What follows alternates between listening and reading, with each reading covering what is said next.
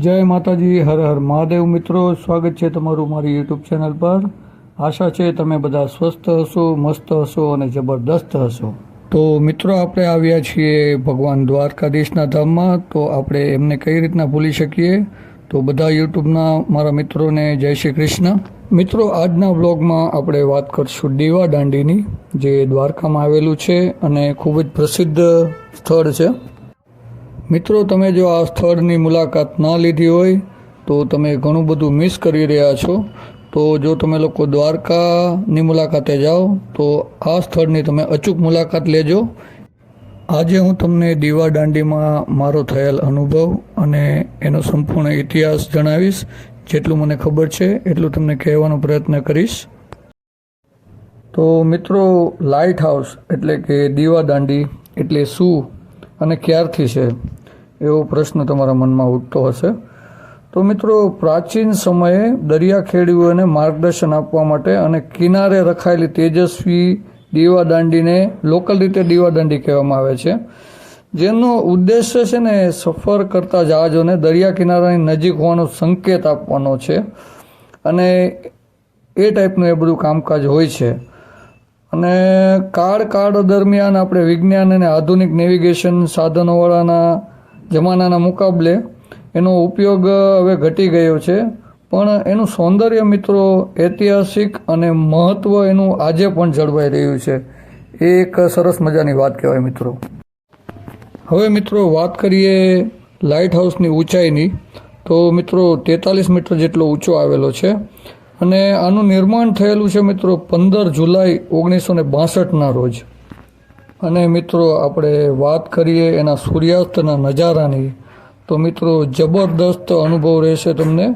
સૂર્યાસ્ત વખતે તમે જરૂર અહીંયા પધારજો, કારણ કે એનું સનસેટ જેવું તમને એક અનેરો અનુભવ આપશે. તો સનસેટ દરમિયાન તમે ત્યાં આવશો તો તમને વધારે મજા આવશે. મિત્રો, આ સ્થળ દ્વારકાધીશ ભગવાનના મંદિરથી લગભગ 2 થી 3 કિલોમીટરની અંદર આવેલું છે. એટલે ખરેખર બહુ જ નજીક છે. અને મારી તમને રિક્વેસ્ટ છે, પ્લીઝ તમે અહીંયા વિઝિટ કરો ફેમિલી સાથે. હું પણ અહીંયા ફેમિલી સાથે આવેલો છું અને અત્યારે આનંદ માણી રહ્યો છું. તો તમે પણ આવજો મિત્રો, ખૂબ મજા આવશે તમને. અહીંયા સરસ મજાનો એક સેલ્ફી પોઈન્ટ બનાવવામાં આવ્યો છે, જ્યાં તમે ટાઇટેનિકના પોઝ મારી શકો છો. તો મિત્રો, અમે પણ થોડા ઘણા ટાઇટેનિકના પોઝ આપી દીધા અને પછી અહીંયા નીચે દરિયાની બાજુમાં દરિયા કિનારે સરસ મજાની હવા આવતી હતી, તો બધા એન્જોય કરતા હતા. પછી તમે જોઈ શકો છો મિત્રો દીવા દાંડીનું સરસ મજાનું દૃશ્ય. અહીંયા નીચે એક આવો સરસ મજાનો રોડ બનાવેલો છે લોકોને ચાલવા માટે. તો આમાં તમે વોક કરી શકો છો. મિત્રો, આ સ્થળ પર આપણે ઘણો સમય વિતાવ્યો. હવે આપણે અહીંયાથી રજા લઈશું અને આપણે દીવા દાંડી તરફ આગળ વધશું. તો અમે ધીમે ધીમે બધા દીવા દાંડી તરફ આગળ વધ્યા છીએ. પછી અમે એમ વિચાર કર્યો કે હવે કંઈક નવી એક્ટિવિટી કરીએ. તો પછી આપણે ત્યાં એક રોડ બનાવેલો છે, તો ત્યાં અમને એક મોકો મળી ગયો. તો અમે એક રેમ્પ વોક કર્યું છે. તો જોઈ શકો છો તમે મિત્રો.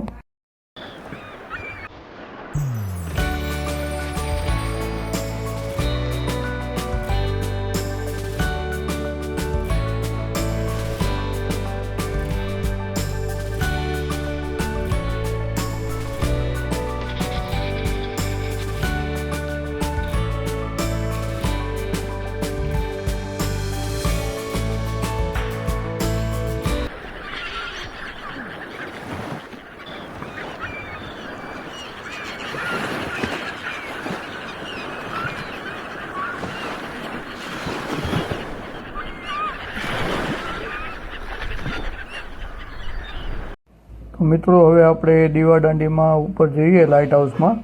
તો હવે ધીમે ધીમે આપણે આવી ગયા છીએ અહીંયા આપણા જે દાદર છે. દાદરમાં હવે આપણે ઉપર ચડીને ઉપરનો નજારો લેશું. તો હવે ધીરે ધીરે આપણે ઉપર ચડીએ. અત્યારે તમને મેં સ્પીડ વધારેલી છે એટલે તમને એમ લાગશે કે આ લોકો બહુ સ્પીડમાં ચડી રહ્યા છે, પણ એકચ્યુઅલી અમે નોર્મલ સ્પીડમાં ચડતા હતા. અને વચ્ચે વચ્ચે સરસ મજાની બારીઓમાંથી નજારો પણ દેખાતો હતો, તો એનો પણ લુપ્ત ઉઠાવ્યો અમે. અને અમારા મિસિસ છે અહીંયા થોડા થાકી ગયા છે ઉપર ચડતા. તો હવે એમને એવું લાગે છે કે ઉપર માંડ ચડાશે. આપણે અચ્યુભાઈ પણ રસ્તામાં ઊભા રહી ગયા છે અને સરસ મજાનો બારીમાંથી નજારો લઈ રહ્યા છે દરિયાનો. આ સાઈડથી દરિયો દેખાય છે. તો અમે નક્કી કર્યું કે આપણે ઊભું નથી રહેવું અને આપણે ઉપર ચડવું છે. અને મેડમ ધીમે ધીમે પાછળ આવી ગયા છે અને એમની હાલત ખરાબ થઈ ગઈ છે. ઉપર જતાં તો શું થશે કોને ખબર. હવે ઉપર જઈએ પછી જ ખબર પડે. તો ચાલો હવે આપણે જઈએ ઉપર તરફ અને ઉપરથી આપણે નીચે જોઈએ તો ધીમે ધીમે આવી રહ્યા છે એ લોકો અને હાલત બધાની બહુ ખરાબ થઈ ગઈ છે. ઉભા રહી જાય છે રસ્તામાં, તમે જોઈ શકો છો.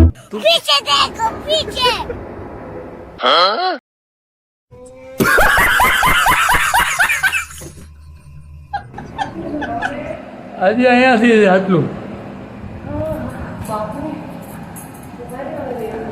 હવે આમાં ધ્યાન રાખજો પગ છટકે નહીં.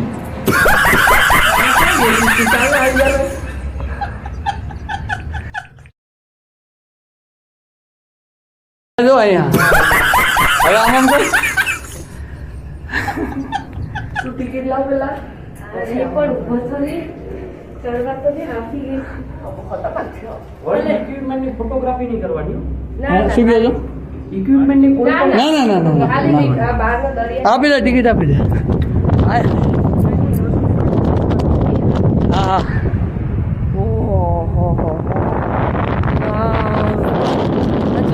વિડીયો મસ્ત આવે છે.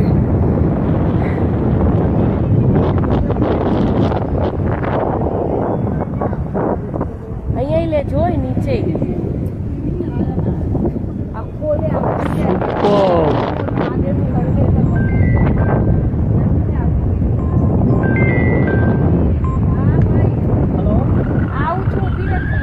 कौन से देखो क्या है आया जो અહીંયા बच्चों आया जो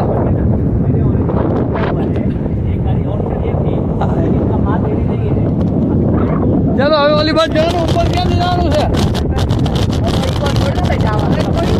તો હેન્ડ આવી ગયો.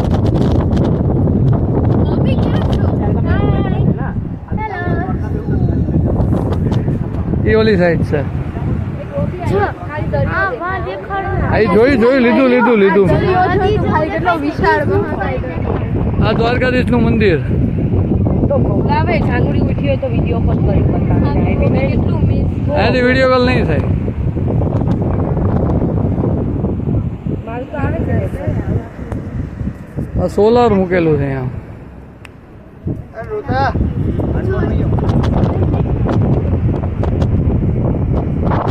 ઓલી નદી ઓલી જે એકદમ પીળો પટ્ટો પડી જાય છે એનો પીવો છે. હા કયો? પીળો પટ્ટો છે ને એ તો જે ઓલું છે પીળો પટ્ટો એ તો બીચ છે. ઈ બીચ છે પણ જે ઓલું માં દેખાય છે ને બ્લેક કલર નું મંદિર છે ને વચ્ચે જાવ અંદર જવાનું ઓલું છે.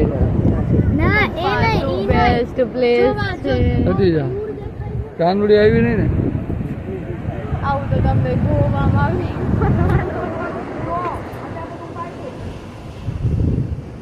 આ ગોવા છે ગોવા ઓફ ગુજરાત.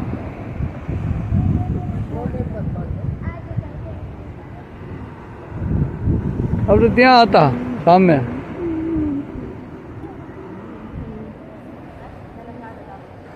लेकिन ये साला कर क्या रहा है यहाँ पे? તો મિત્રો આવી જા હજી અને કઈ અને મિત્રો આપણે અહીંયા આપી દીધું છે SRK પોલ.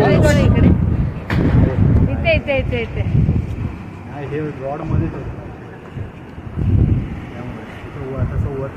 હશે કાં તો ભવ્ય દોડાદોડ પૂછ્યો થઈ ગયું હોય ને કેટલા રૂપિયા ટિકિટ છે? 500. પૈસા લગાડો.